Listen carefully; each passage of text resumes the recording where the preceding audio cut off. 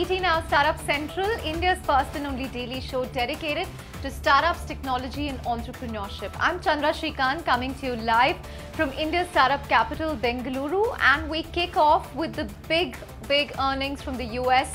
Apple reported earnings that beat street expectations, just at a time when everyone was beginning to question its business model, whether smartphone sales, iPhone sales will be viable. They came out and surprised everyone with their blockbuster numbers. But what really stood out in that, of course, was the India story for Apple.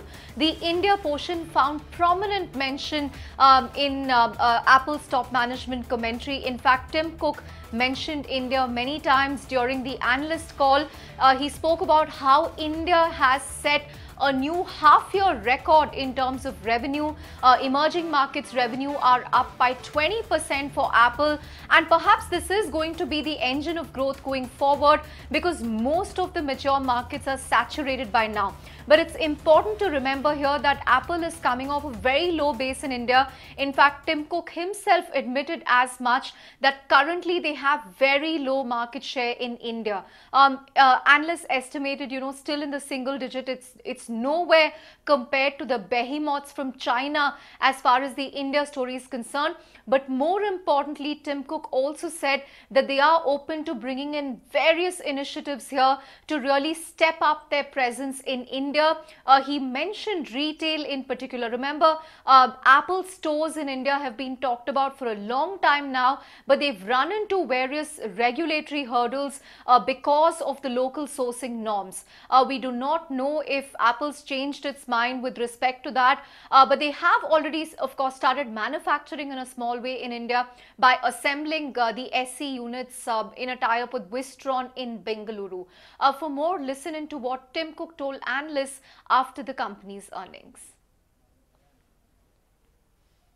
India, we set a new first half record. So we continue to put great energy there and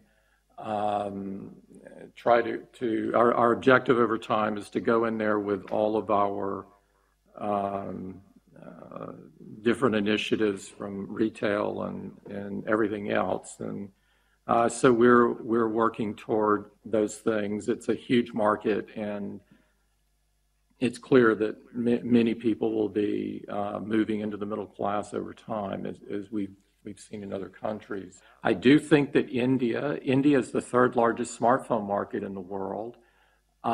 There's obviously huge opportunities there for us, and we have extremely low share in that market overall. And so we're putting a lot of energy there and working with the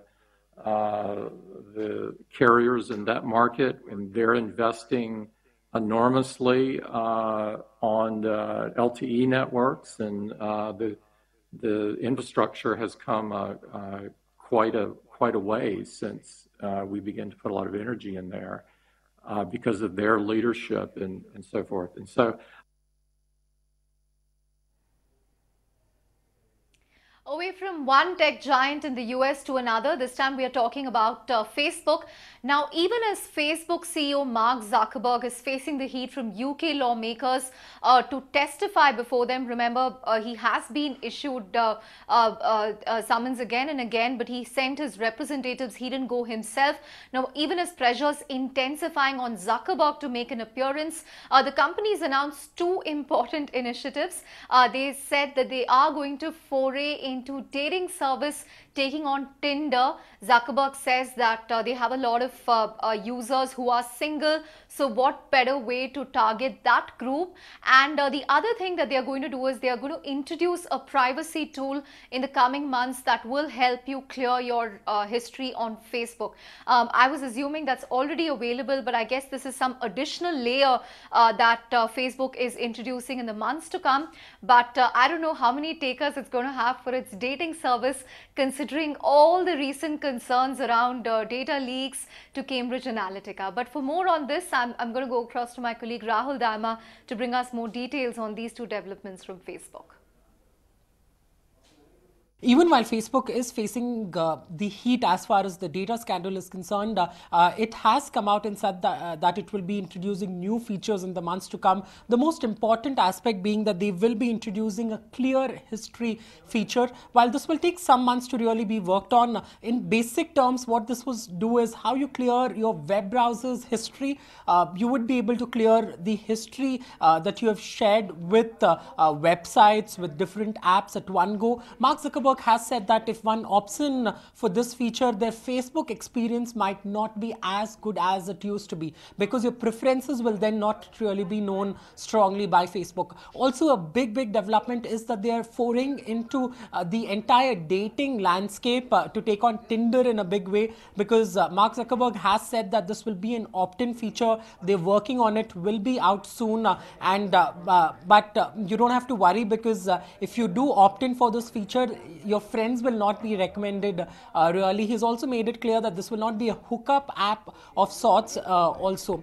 But the big development has still continues around the data scandal that broke out. UK lawmakers may issue fresh summons to Mark Zuckerberg really. Remember the last month also, at the peak of the crisis, they had issued summons, but Mark Zuckerberg turned it down and in fact decided to send his CTO to take those tough questions.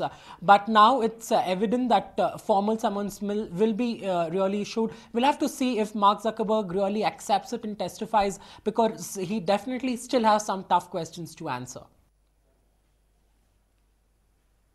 Thanks for that, Rahul. And time to move on from the US giants to an Indian e-commerce deal that's been brewing for a few weeks now. We're talking about the mega deal between Flipkart and Walmart that we've been tracking here for the last few weeks. We have a special guest joining us all the way from the US, Professor Karthik Hosnagar from the Warren School of Business, Pennsylvania. Karthik, thank you so much for taking time out so early in the morning in Pennsylvania. But you know, you are the expert when it comes to digital economy and internet. So tell us what you make of this unfolding deal between Flipkart, Walmart. There were, you know, rumors in between of an Amazon making an entry. But what do you make of this? What's it going to mean for Indian e-commerce?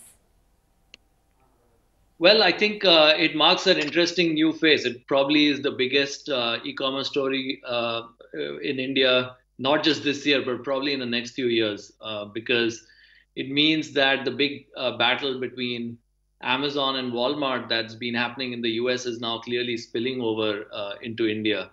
Walmart has clearly been aggressively bidding for Flipkart, but so has Amazon. And I know that from various sources that the board at Amazon at Flipkart has been split about which company to choose. But it does look like Walmart is bidding very aggressively and has a really solid chance. Right.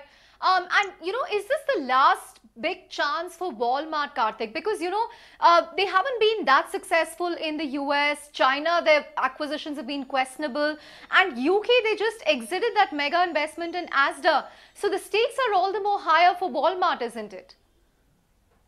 Oh, absolutely. I think Walmart, it's pretty clear. First of all, Walmart is almost the last company standing from the old era of retail in the US. So most of the others, they used to be Kmart, they're all gone. And in some ways, it's the only formidable competitor left for Amazon. And Walmart has tried lots of things in the US to take on Amazon, not only internally, but lots of aggressive acquisitions. Just in the last year or two, they've bought a bunch of e-commerce companies here. And they're really trying to do everything that they have. They're throwing it at Amazon. So far, nothing has worked that has allowed Walmart to really, even be on pace with Amazon as far as e-commerce is concerned.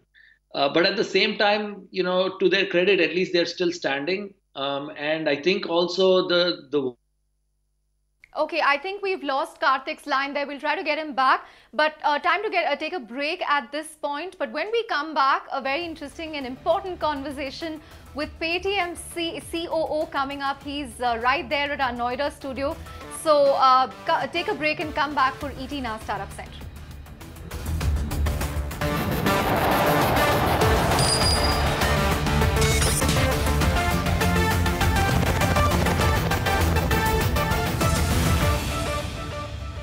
back to Startup Central, and as promised, we have an important guest sitting right there in our Noida studio, Kiran Basi Reddy, the COO of Paytm. Kiran, welcome to the show. And I think this is our first interaction since you took charge. Good to connect with you. And you've been pretty vocal on RBI's recent guidelines with respect to data storage inside the country, payment data storage in particular. You said that commercial payment players who do not have local servers in India have no business really doing business here. So, take us through Paytm's own thinking here, and RBI has given time, 6 months time. Are you already compliant? Are all your servers within the country as far as payment data is concerned? Yeah, firstly, thanks for having me. And yeah, I mean, look, from a data privacy and protection perspective, it's important that we keep all the data here. It's important not only just to have the storage part, but also the processing should happen within the country. When we talk about digital payments or financial services, we are far ahead of what even happens in US or in some of the countries in Europe. So when they have such strict data privacy and protection laws, why can't we have it? The key thing to remember is that data privacy is of utmost importance, and we cannot have such weak data privacy or protection laws which allows access to critical financial data outside. And also it is important that every payment app system or any new payment player who is new to the country must abide by these regulations, and they must comply to the last point. The key thing, I mean, if you look at it, US, Europe, China, all of them have strict laws. So I don't understand why we shouldn't have such strict laws in India. And we are glad that RBI has taken a decision to ensure that the data gets processed and stored in India, and they have given enough timelines to every player to comply with it. 6 months by any standards, considering the kind of tech resources that we have in our country, it's easily doable. So we have no doubts in our minds that when it comes to data privacy and protection thing, we must have strict laws, and every payment player, app or a payment system must ensure that they abide by this 100% without any doubts. Right. Kiran, just tell us right now, I mean, Paytm, I'm assuming 100% all your servers are located inside India, and would the same apply to other Indian players as well? I'm not going to talk about the US card players or, the US internet platforms for a moment here, but does this apply to other Indian players in UPI, in mobile wallets as well?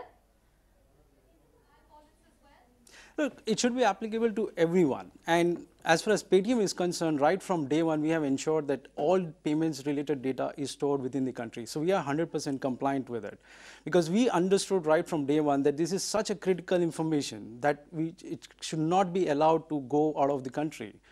We have seen how US elections got affected. We have seen how many things have been affected in Europe or in London. So hence it is important that considering the kind of growth that we are seeing in digital payments and digital financial services, it's important that we not let data go out of the country. And privacy, data privacy is critical, and it's concerning to most of the people who have never been on digital payments. So once we have such strict laws, people will get confidence to come onto digital payments platform and use those services. Hence, I think that it is very important that within next few months, we should also come out with strict data privacy and protection laws, and also ensure the enforcement of it. I think that's also equally important and critical.